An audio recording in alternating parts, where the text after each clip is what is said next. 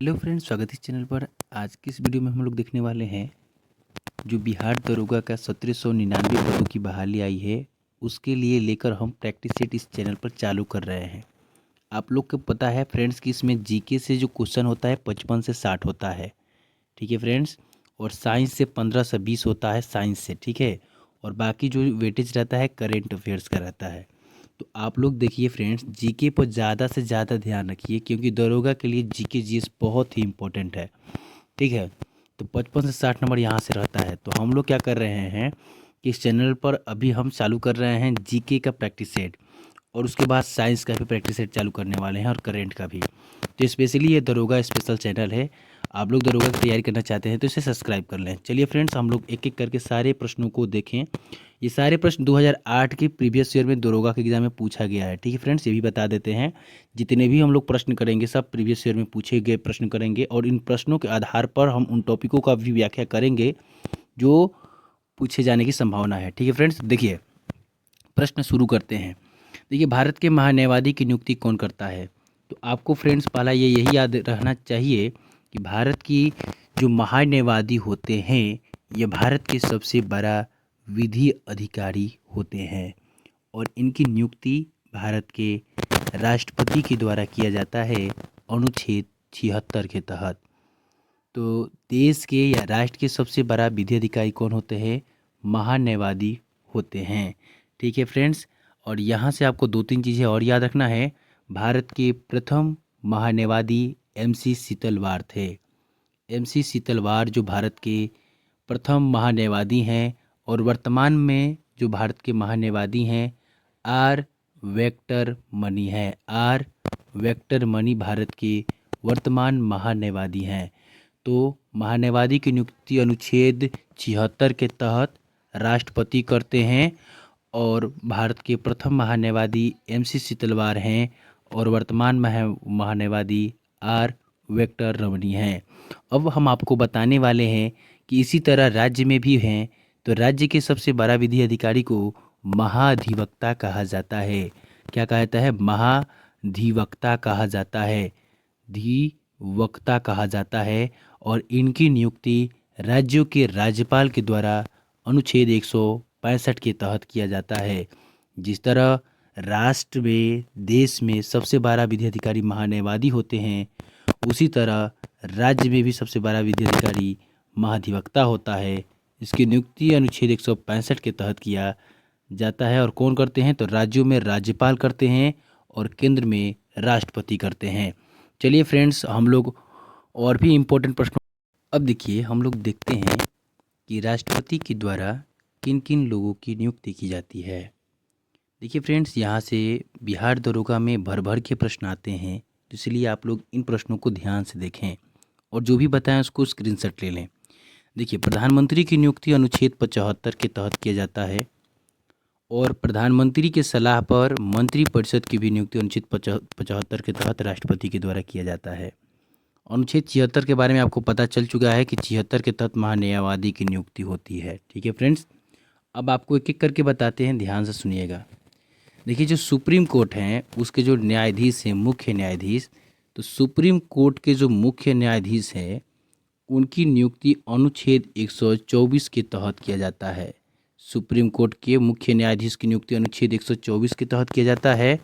और आगे देखिए, आगे राज्यों के जो हाई कोर्ट हैं, ठीक है, जो राज्यों के हाई कोर्ट हैं उनके न्यायाधीशों की नियुक्ति अनुच्छेद 217 के तहत किया जाता है। सुप्रीम कोर्ट के जो मुख्य न्यायाधीश है उनकी नियुक्ति राष्ट्रपति के द्वारा ही किया जाता है अनुच्छेद 124 के तहत। और हाई कोर्ट के जो मुख्य न्यायाधीश है इनकी भी नियुक्ति अनुच्छेद 217 के तहत राष्ट्रपति के द्वारा किया जाता है। और किनके सलाह पर? तो राज्यों के राज्यपाल और हाई कोर्ट के मुख्य न्यायाधीश के सलाह पर किया जाता है। ये आपको याद रखना है। उसी तरह देखिए, राज्यों के राज्यपाल की नियुक्ति भारत के राष्ट्रपति के द्वारा अनुच्छेद 155 के तहत किया जाता है, ठीक है। उसी तरह आपको बता देते हैं कैग की नियुक्ति। कैग के बारे में आप लोग जानते होंगे, बहुत ही इंपॉर्टेंट प्रश्न है ये कैग वाला। देखिए, कैग को भारत के नियंत्रक और महालेखा परीक्षक कहा जाता है। इसकी नियुक्ति भारत के राष्ट्रपति के द्वारा ही अनुच्छेद 148 के तहत किया जाता है, कैग की नियुक्ति। अब देखिए आगे चुनाव आयुक्त की नियुक्ति बताते हैं फ्रेंड्स। चुनाव आयुक्त की नियुक्ति अनुच्छेद 324 के तहत भारत के राष्ट्रपति करते हैं चुनाव आयुक्त की नियुक्ति, और मुख्य चुनाव आयुक्त हो या अन्य चुनाव आयुक्त हो, ठीक है। अगला देखिए अनुच्छेद 316 को सुनिए। अनुच्छेद 316 के तहत जो हैं ये यूपीएससी के जो चेयरमैन हैं उनकी नियुक्ति भारत के राष्ट्रपति के द्वारा किया जाता है अनुच्छेद 316 के तहत। और आगे एक और अनुच्छेद बता देते हैं अनुच्छेद 280 के बारे में। देखिए अनुच्छेद 280 के तहत जो है वित्त आयोग के अध्यक्ष को भारत के राष्ट्रपति नियुक्त करते हैं अनुच्छेद 280 के तहत, ठीक है फ्रेंड्स। और आगे जितने भी प्रश्न इस बनेंगे उनको भी हम लोग इसी तरह से व्याख्या करेंगे। चलिए फटाफट आपको हम बता देते हैं फिर से एक बार। महान्यायवादी की नियुक्ति होती है अनुच्छेद 76 के तहत, प्रधानमंत्री की नियुक्ति होती है 75 के तहत, और प्रधानमंत्री के सलाह पर मंत्रिपरिषद की नियुक्ति होती है 75 के तहत। उसी तरह सुप्रीम कोर्ट के जो मुख्य न्यायाधीश है उनकी नियुक्ति राष्ट्रपति के द्वारा होता है अनुच्छेद 124 के तहत, और राज्य का जो हाई कोर्ट होता है उसके मुख्य न्यायाधीश की नियुक्ति होती है अनुच्छेद 217 के तहत, और राज्य के राज्यपाल और भारत के सुप्रीम कोर्ट के मुख्य न्यायाधीश के सलाह पर राष्ट्रपति के द्वारा अनुच्छेद 217 के तहत किया जाता है। और याद रखना है कैग की नियुक्ति होती है अनुच्छेद 148 के तहत, और राष्ट्रपति के द्वारा राज्यपाल की नियुक्ति होती है अनुच्छेद 155 के तहत, और अनुच्छेद 280 के तहत जो है वित्त आयोग के अध्यक्ष की नियुक्ति की जाती है। और अनुच्छेद 324 के तहत आपको याद रखना है कि चुनाव आयुक्त, मुख्य चुनाव आयुक्त और अन्य चुनाव आयुक्त को नियुक्त किया जाता है राष्ट्रपति के द्वारा। और अनुच्छेद 316 के तहत याद रखना है कि यूपीएससी के चेयरमैन को नियुक्त किया जाता है। तो यहाँ से हम लोग बहुत सारे इंपॉर्टेंट प्रश्नों को देखें, इसी तरह सारे प्रश्नों को भी हम लोग देखेंगे फ्रेंड्स। तो आप लोग इस चैनल को सब्सक्राइब कर लें और बेल आइकन ऑन कर दें। चलिए देखते हैं नेक्स्ट।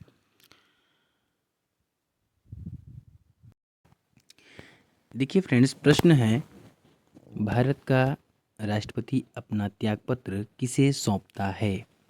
तो भारत के राष्ट्रपति अपना त्यागपत्र भारत के उपराष्ट्रपति को सौंपते हैं अनुच्छेद 56 के 1 के तहत, ठीक है फ्रेंड्स। भारत के राष्ट्रपति अपना त्यागपत्र भारत के उपराष्ट्रपति को सौंपते हैं अनुच्छेद 56 1 के तहत, ठीक है। अब यहाँ से आपको 2-3 प्रश्न याद रखना है।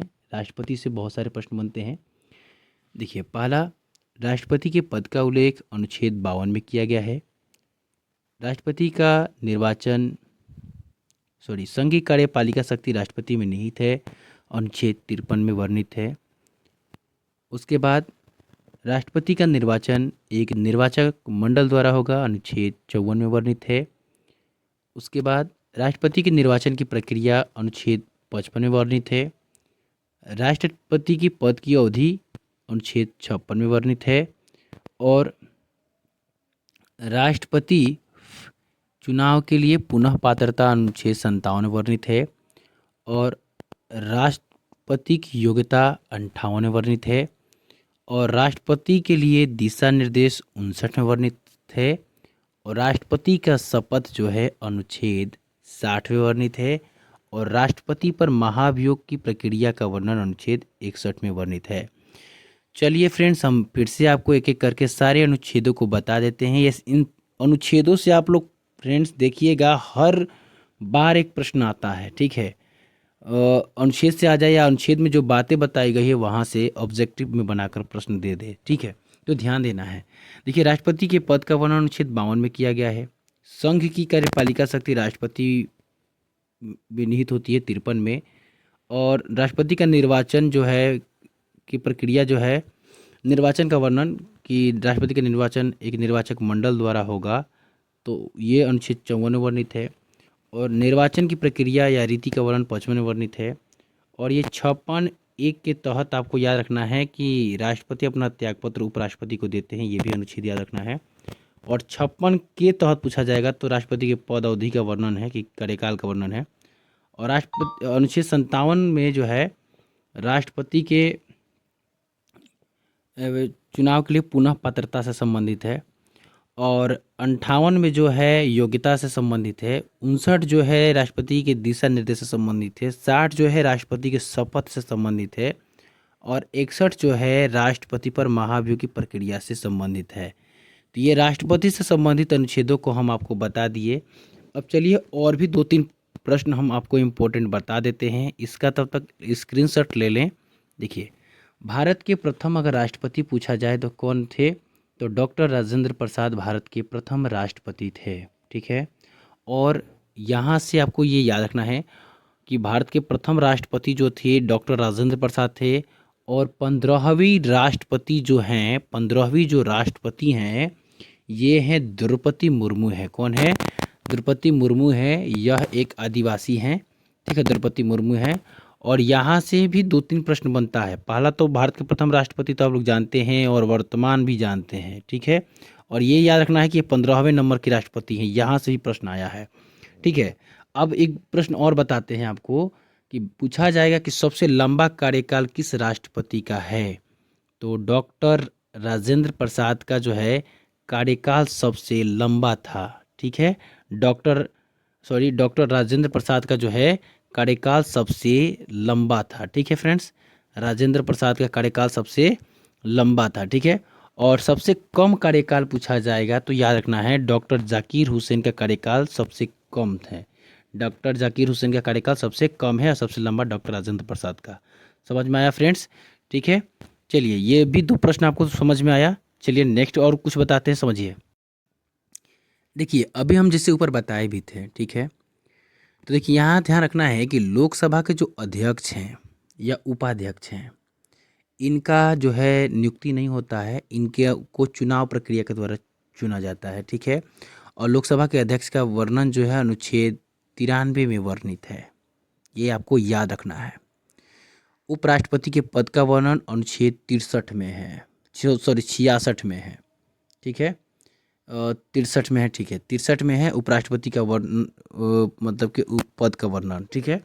और 66 में याद रखना है क्या है कि उपराष्ट्रपति के निर्वाचन का वर्णन है 66 में। ठीक है, उपराष्ट्रपति के निर्वाचन का वर्णन 66 में है। प्रधानमंत्री की नियुक्ति का वर्णन जो है अनुच्छेद 75 में है। ठीक है, राष्ट्रपति के द्वारा किया जाता है। और मुख्य न्यायाधीश की नियुक्ति हम लोग देखे हैं कि अगर सुप्रीम कोर्ट के जो मुख्य न्यायाधीश है उनकी नियुक्ति जो होता है अनुच्छेद 124 के तहत भारत के राष्ट्रपति के द्वारा किया जाता है। ठीक है।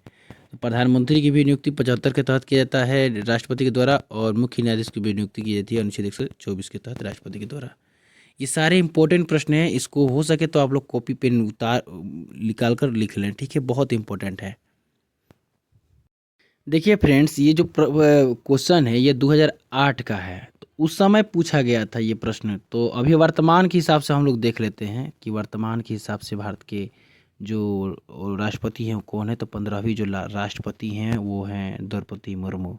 द्रौपदी मुर्मू। ठीक है, ये याद रखना है। ठीक है फ्रेंड्स, चलिए यहाँ पर एक और प्रश्न याद रखिएगा कि प्रतिभा पाटिल जो है यह भारत की प्रथम महिला राष्ट्रपति थी। ठीक है, प्रतिभा पाटिल, ये याद रखना है। चलिए नेक्स्ट देखते हैं।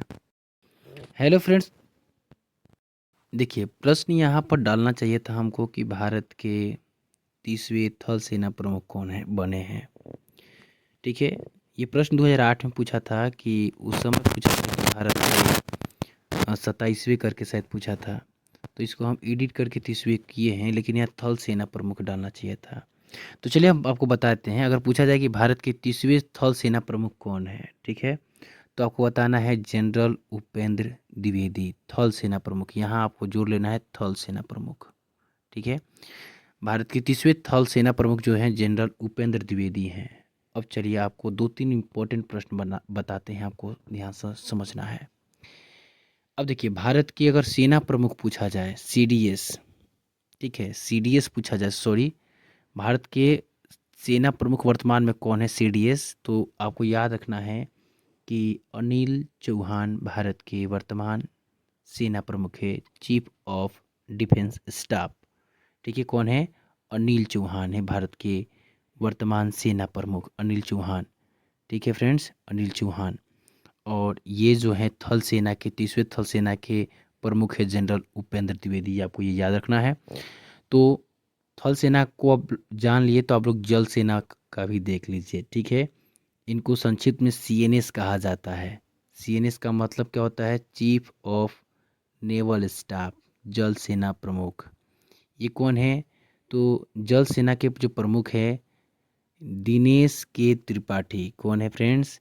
दिनेश के त्रिपाठी जो हैं ये थल सेना के प्रमुख है वर्तमान में, त्रिपाठी, ठीक है। तो आप थल सेना देख लिए, जल सेना देख लिए, सॉरी जल सेना देख लिए, थल सेना देख लिए और भारत के CDS देख लिए। अब रह गया वायुसेना के प्रमुख।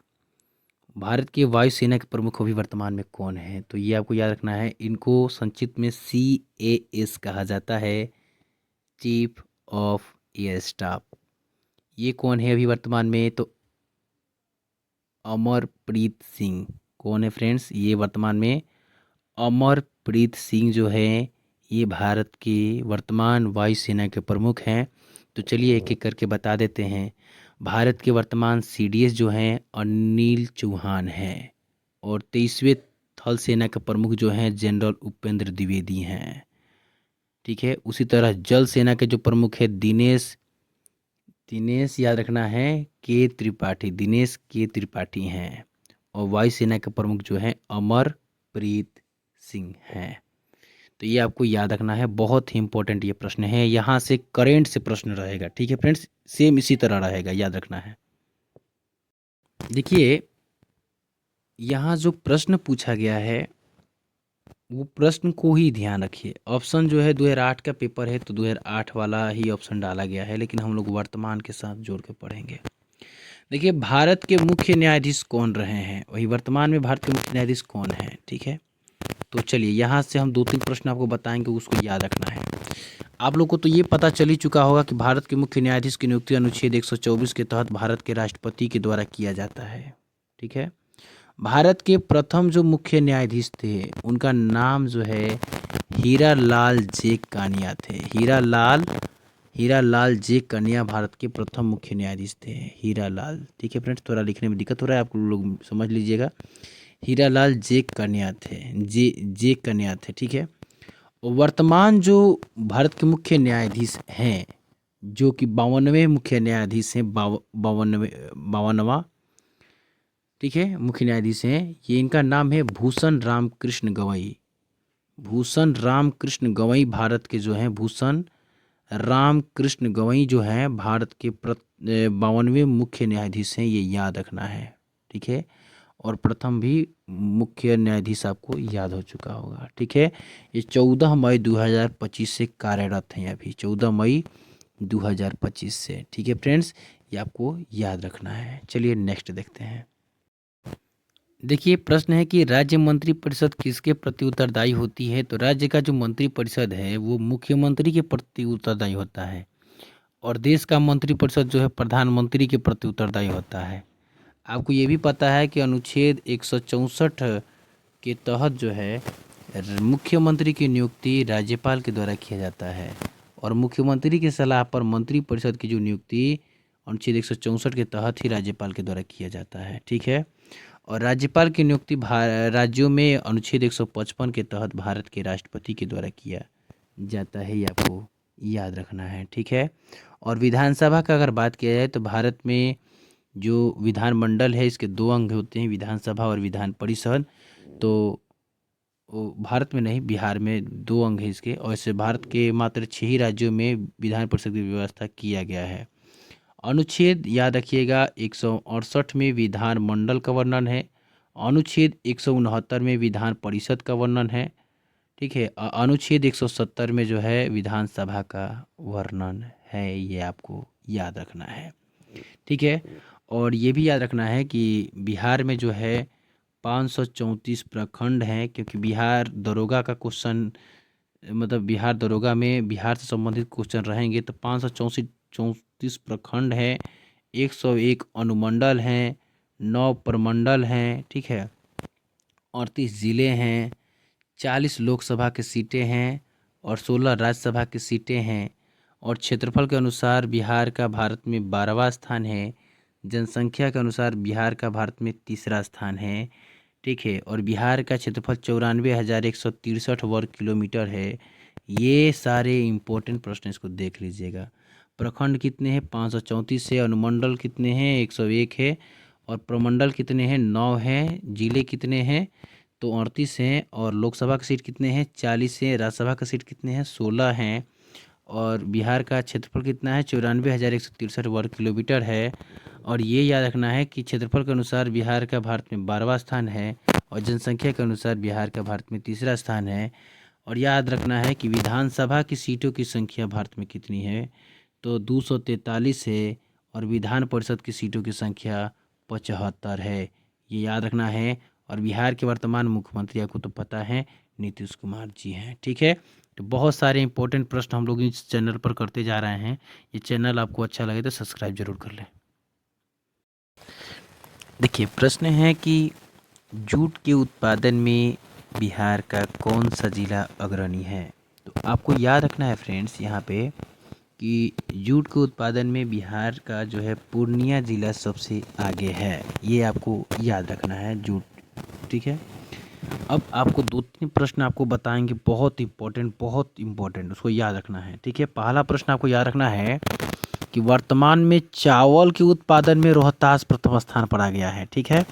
कौन है? रोहतास। इसलिए चावल को रोहतास का कटोरा कहा, सॉरी, रोहतास को चावल का कटोरा कहा जा सकता है। गेहूं, देखिए गेहूं के बारे में याद रखिए। गेहूं में जो है रोहतास प्रथम स्थान पर है। चावल और गेहूं में रोहतास अभी वर्तमान में प्रथम स्थान पर है। ठीक है। और मक्का में याद रखिएगा अररिया है। मक्का में कौन है? अररिया है। मक्का में अररिया है। ठीक है। जूट में पूर्णिया है, आपको ये याद रखना है। गन्ना में पश्चिमी चंपारण है। गन्ना में ईख में कौन है? पश्चिमी चंपारण प्रथम स्थान पर है। दलहनी फसल में याद रखिएगा पटना है। दलहनी में कौन है?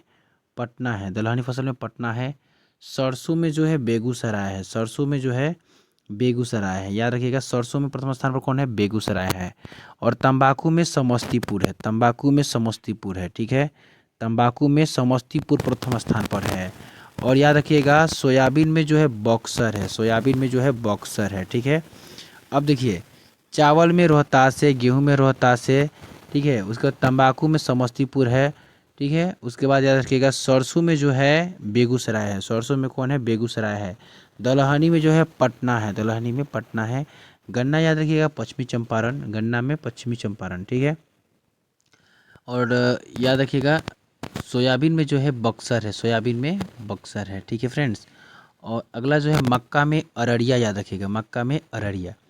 तो बिहार के हम उन जिलों का नाम भी देख लिए जो विभिन्न फसलों के उत्पादन में प्रथम स्थान पर हैं। ठीक है। चलिए नेक्स्ट देखते हैं। देखिए, प्रश्न है कि 1857 के विद्रोह में बाबू कुंवर सिंह ने बिहार के किस क्षेत्र से नेतृत्व प्रदान किया? तो आपको ये पता है कि किस क्षेत्र से प्रदान किया था?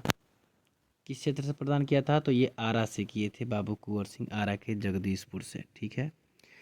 यहाँ से एक और प्रश्न बनता है कि बाबू कुंवर सिंह के बाद आरा से जो है 1857 के क्रांति का नेतृत्व किसने किया? तो इनका भाई अमर सिंह किए थे। कौन किए थे? अमर सिंह। ये भी प्रश्न बनता है। बिहार से है तो याद रखना है। ठीक है। बिहार दरोगा से। ठीक है।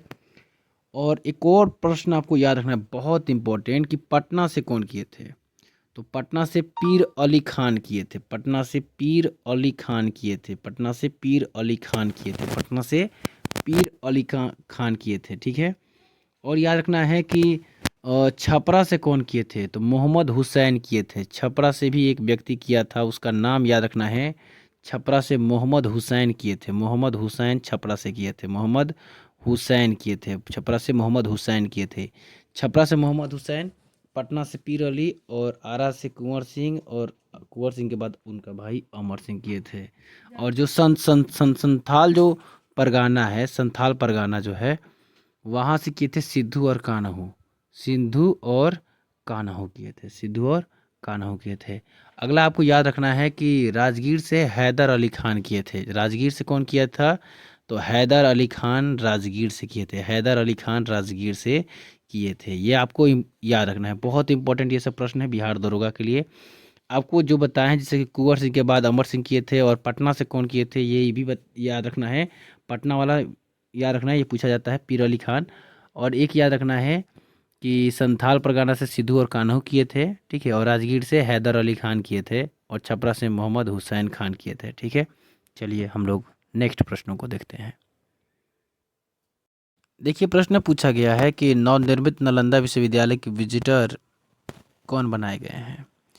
तो देखिए आपको एक बात बताते हैं कि नवनिर्मित नालंदा विश्वविद्यालय के विजिटर का पद जो है भारत के राष्ट्रपति के पास होता है, ठीक है। तो विजिटर का पद किसके पास होता है? नवनिर्मित नालंदा विश्वविद्यालय के विजिटर का पद तो भारत के राष्ट्रपति के पास होता है। और वर्तमान में भारत के जो राष्ट्रपति हैं वो 15वीं जो राष्ट्रपति हैं द्रौपदी मुर्मू है। कौन है? द्रौपदी मुर्मू है वर्तमान राष्ट्रपति, ठीक है। चलिए हम लोग नेक्स्ट देखते हैं, और नेक्स्ट देखने से पहले और कुछ बातों को यहाँ बताते हैं, आपको याद रखना है, ठीक है। चलिए पहले कुछ बातों को बता दें जिससे आपको एग्ज़ाम में बहुत ज़्यादा मदद मिलेगा, ठीक है। पहला आपको याद रखना है कि जो नालंदा विश्वविद्यालय है इसको कुमार गुप्त ने बनवाया था। नालंदा विश्वविद्यालय जो है इसको कुमार गुप्त ने बनवाया था। नालंदा विश्वविद्यालय को कुमार गुप्त ने बनवाया था, ठीक है। कुमार गुप्त ने बनवाया था, ठीक है। और ध्यान देना है कि ये नालंदा में है। कहाँ है? नालंदा में है, ठीक है। ठीक है, समझ में आ गया होगा, समझ जाइएगा, ठीक है। और उसी तरह जो है उदंतपुरी जो महाविहार है, उदंतपुरी जो विश्वविद्यालय है वो ये जो है उदंतपुरी विश्वविद्यालय ये बिहार शरीफ में है। पूछा भी गया है कितना बार, उदंतपुरी विश्वविद्यालय कहाँ है? उदंतपुरी विश्वविद्यालय जो है ये बिहार शरीफ में है, बिहार शरीफ में है। और इसका निर्माण जो है उदंतपुरी विश्वविद्यालय का निर्माण गोपाल प्रथम ने करवाया था। कौन करवाया था? गोपाल प्रथम। गोपाल प्रथम के द्वारा उदंतपुरी विश्वविद्यालय की स्थापना किया गया था, जो कि पाल वंश के शासक थे। तो नालंदा विश्वविद्यालय की स्थापना कुमारगुप्त के द्वारा नालंदा में, उदंतपुरी विश्वविद्यालय की स्थापना बिहार शरीफ में गोपाल प्रथम के द्वारा। और एक और विश्वविद्यालय आपको याद रखना है, विक्रमशिला विश्वविद्यालय, ठीक है फ्रेंड्स। विक्रमशिला जो विश्वविद्यालय है, विक्रमशिला जो विश्वविद्यालय है इसका स्थापना जो है धर्मपाल के द्वारा, विक्रमशिला विश्वविद्यालय की स्थापना धर्मपाल के द्वारा किया गया है, जो कि पाले वंश के हैं। और कहाँ गया है, कहाँ किया गया है? तो भागलपुर में। कहाँ? भागलपुर में। तो 3 विश्वविद्यालय आपको बताएं बिहार के, वो तीनों इंपॉर्टेंट है बिहार दरोगा या बिहार के किसी भी एग्जाम के लिए। नालंदा विश्वविद्यालय, उदंतपुरी विश्वविद्यालय, विक्रमशिला विश्वविद्यालय, तीनों को याद कर लीजिए। नालंदा विश्वविद्यालय जो है कुमार प्रथम के द्वारा बनाया गया था और कहाँ है? नालंदा में। उसी तरह उदंतपुरी विश्वविद्यालय जो है गोपाल प्रथम के द्वारा बनाया गया है, और ये कहाँ है? बिहार शरीफ में। ये नालंदा का जिला, नालंदा जिले के पास ही है बिहार शरीफ, ठीक है। और विक्रमशिला जो विश्वविद्यालय है इसका स्थापना धर्मपाल के द्वारा किया गया है, और कहाँ है ये? भागलपुर में है। ये तीनों विश्वविद्यालय आपको याद रखना है, ठीक है फ्रेंड्स। और नालंदा विश्वविद्यालय का जो विजिटर का पद होता है वो राष्ट्रपति के पास होता है। यही प्रश्न था, हम लोग इतना प्रश्नों को देखिए उसके जगह पर, ठीक है। इन सारे प्रश्नों का आपको ध्यान रखना है, ठीक है फ्रेंड्स। तो आज के लिए रहने देते हैं इतना ही प्रश्न, और आप लोग का इसी तरह प्यार बनते रहेगा तो हम प्रतिदिन इस चैनल पर इम्पोर्टेंट प्रश्न इसी तरह के लेकर आते रहेंगे, ठीक है।